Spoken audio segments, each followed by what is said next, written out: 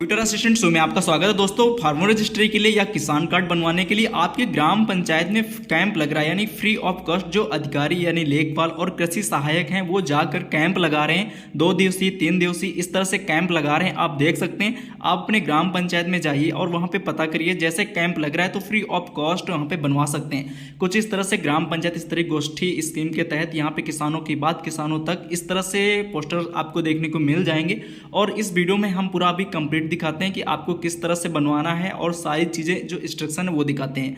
अगर आपको पीएम किसान सम्मान निधि के पैसा मिलता है तो अगर आप ये नहीं करवाते हैं तो आपका पैसा रुक जाएगा। तो चलिए पूरा इसको हम यहाँ पे समझते हैं, जो कि फार्मर रजिस्ट्री अभियान है। एक पीपीटी के माध्यम से हम आपको पूरा यहाँ पे कंप्लीट दिखाने का प्रोसेस यहाँ पे समझाते हैं। अगर आपके ग्राम पंचायत में कैंप लग चुका है तो कमेंट में बताइए, नहीं लगा हो तो आप इंतजार करिए, कैंप लगेगा उसके बाद हो पाएगा। फार्मर रजिस्ट्री के लाभ क्या हैं, जैसे कि पहले इसको पढ़ लेते हैं। कृषकों को फसली ऋण एवं फसल बीमा की क्षतिपूर्ति तथा आपदा राहत प्राप्त करने में सुगमता होगी। कृषकों को समय से वंचित परामर्श, विभिन्न संस्थाओं द्वारा कृषकों से संपर्क करके अवसर में वृद्धि के तथा साथ में नवोन्मेषी कार्यक्रम के विस्तार में सफलता होगा। फार्मर रजिस्ट्री का प्रयोग करके कृषि के साथ साथ अन्य संबंधित विभाग, जिनसे गन्ना, उद्यान, मत्स्य, खाद्य एवं विपणन आदि के द्वारा अपनी योजनाओं का लाभ प्रदान करने हेतु किया जा सकेगा तथा न्यूनतम समर्थन मूल्य पर कृषि उत्पादों के विपणन में सुगमता होगी।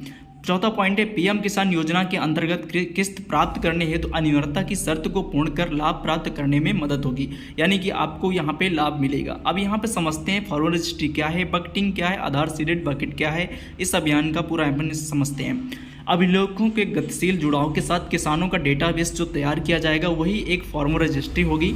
जैसे कि पॉइंट नंबर 1 है, फार्मर रजिस्ट्री हेतु प्रदेश के कृषक विवरण को एग्रीस्टैक के अंतर्गत भारत सरकार द्वारा विकसित मोबाइल ऐप एवं वेब पोर्टल के माध्यम से डिजिटल इंफ्रास्ट्रक्चर तैयार किया जाएगा।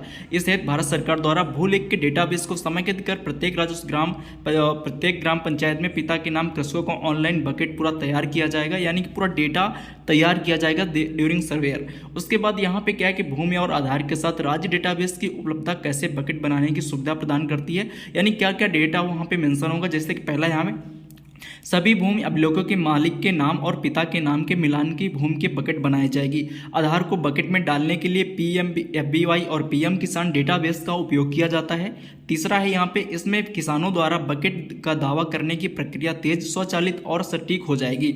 आगे यहाँ पे हम आपको दिखाते हैं, जैसे कुछ इस तरह से यहाँ पे पूरा डेटा आपके सामने जो लोग फिल करेंगे बकेटिंग आधार सीडिंग करके दिखेगा। कभी कुछ लोगों को बहुत इशू आ रहा है कि किस खतौनी में नाम दूसरा है और आधार कार्ड में दूसरा नेम है, तो आप जब कैंप लगेगा तो वहाँ पे बेहतर सोल्यूशन दिया जाएगा CSC के अपेक्षा। तो आप कैंप में जरूर जाइए, क्योंकि बहुत लोगों के उसमें नेम मिसमैच है, खतौनी में दूसरा और आधार में कुछ दूसरा इस तरह से आ रहा है। अब चौथा पॉइंट यहाँ पे किसान रजिस्ट्री मोड कैसे होगा, जो इंपॉर्टेंट है यहाँ पे समझते हैं इसको। पहला मोड ये है कि सेल्फ मोड, जिसमें से किसान क्या कर सकता है, वेब पोर्टल, जैसे मैंने पिछले वीडियो में बताया था, लिंक डिस्क्रिप्शन डाल दूंगा। वेब पोर्टल के माध्यम से या मोबाइल एप्लीकेशन डाउनलोड करके खुद की eKYC और पासवर्ड बना के कर सकता है। दूसरा सहायक मोड, जो किसान सहायक होंगे उनके माध्यम से आपके ग्राम पंचायत में वो आएंगे, आपका पूरा वहाँ पे कैंप लगेगा वो करेंगे। फिर यहाँ पे कैंप मोड में, जिसमें से वेब और मोबाइल ऐप का यूज करके जो ऑपरेटर होंगे यानी कृषि सहायक तकनीकी और जो लेखपाल होते हैं TAC और लेखपाल, वो मिलकर आपके ग्राम पंचायत में कैंप लगाएंगे और आधार कार्ड के माध्यम से और आपके खतौनी के माध्यम से वो आपकी पूरी प्रक्रिया को कंप्लीट करेंगे। फ्री ऑफ कॉस्ट आपको वहाँ पे पूरी सुविधाएं मिलेंगी। और चौथा पॉइंट है CSC मोड में, जो आपको जनसेवा केंद्र पे जाके कुछ अलग से एक्स्ट्रा कॉस्ट पे करके आप करवा पाएंगे, जिसमें से बहुत ज़्यादा एरर आ रहा है, जिसमें से खतौनी में नेम कुछ अलग था और आधार कार्ड के हिसाब से कुछ है तो एरर आ रहा है।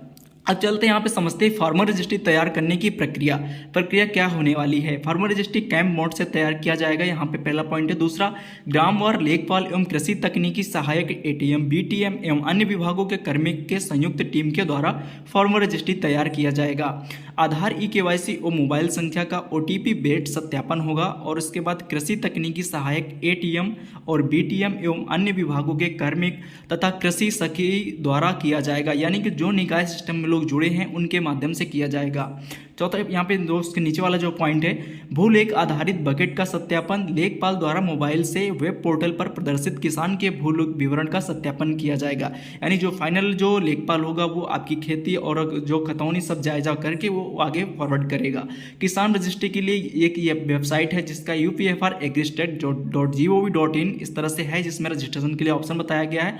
किसान के आवश्यक दस्तावेज जैसे कि आधार कार्ड और आधार पंजीकृत मोबाइल नंबर होना चाहिए, फ़ोन नंबर, खतौनी खतौनी का प्रिंट आउट, ये आपको डॉक्यूमेंट लेके आना है। मोबाइल नंबर और इंटरनेट कनेक्शन वहाँ पे होगी जो तकनीकी सहायक के लिए होगा। इस तरह से होगा। अब यहाँ पे समझते हैं कि पूरी प्रक्रिया का जो मेन है, जैसे कि क्या होगा, पहले यहाँ पे जो कृषि टीएस या कृषि सहायक जो आपके ग्राम पंचायत में आ रहा है वो कैंप लगाएगा। उसके बाद किसान ई-केवाईसी के लिए अपना आधार ओटीपी प्रदान करेगा या फेस ऑथेंटिकेशन देगा। फिर किसान अपना फ़ोन नंबर देता है और ओटीपी के माध्यम से इसका सत्यापन करवाता है। फिर उसके बाद कृषि टीएस अन्य किसानों के नाम और पता दर्ज करते हैं। उसके बाद उसको वेरीफाई करते हैं और फॉर्म जमा करेंगे।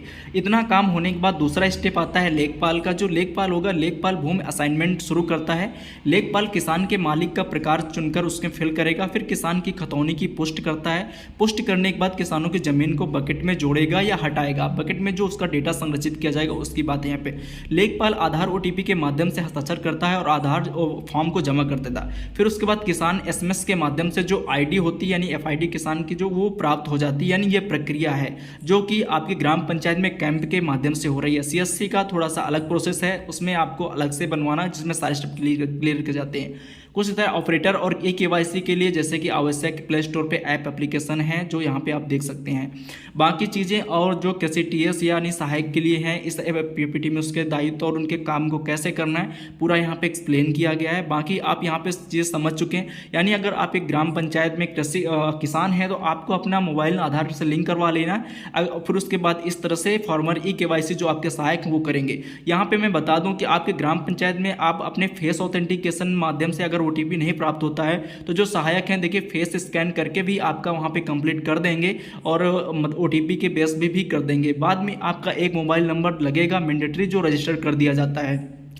तो इस तरह से कुछ यहाँ पे प्रोसेस है। तो वहाँ पे आप जाइए ग्राम पंचायत में, जैसे ही कैंप लगता है तो आप वहाँ पे पहुँचे और फेस ऑथेंटिकेशन या ओटीपी के माध्यम से अपना किसान रजिस्ट्री या किसान कार्ड को बनवा लें, जो कि आप अभी आसानी से बनवा पाएंगे। बाद में कुछ एरर्स आएंगी तो उसका प्रॉब्लम आपको करना पड़ेगा अगर आप बाहर जाते हैं। तो कुछ इस तरह से पूरा यहाँ पे कंप्लीट है। आफ्टर दिन जब आपका सब कुछ कंप्लीट हो जाएगा तो लेखपाल के माध्यम से रजिस्ट्रेशन यहाँ पर सक्सेसफुल हो जाएगा और एक रजिस्ट्रेशन ID जो फॉर्मेट जनरेट हो जाएगी। डाउनलोड फॉर्म का ऑप्शन भी आएगा। इस तरह से प्रक्रिया कंप्लीट हो जाएगी। मिलते हैं किसी अगले वीडियो में। थैंक्स फॉर वॉचिंग एंड धन्यवाद।